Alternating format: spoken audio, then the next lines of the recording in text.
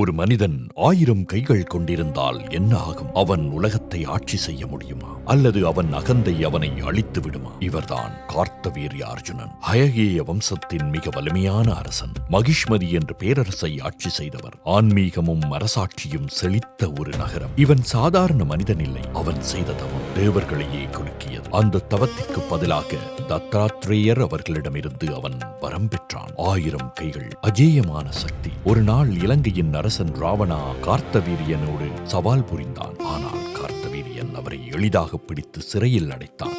சக்தி அதிகமான போது அகந்தையும் அதிகமானது. ஜமதக்னி முனிவரின் ஆச்சிரமத்தில் இருந்த காமதேனுவை எடுத்துச் செல்ல முயன்றான். அந்த ஒரு தவறு அவனின் வாழ்க்கையை முடித்துவிட்டது. ஜமதக்னியின் மகன் பரசுராமர் போருக்கு வந்தார். 1000 கைகள் இருந்தாலும் ஒரு தர்மத்தின் முன் அது வீணானது. பரசுராமின் கோபத்தில் கார்த்தவீரியன் இறுதியாக வீழ்ந்தான். தர்மமில்லாத அதிகாரம் நீண்ட நாட்கள்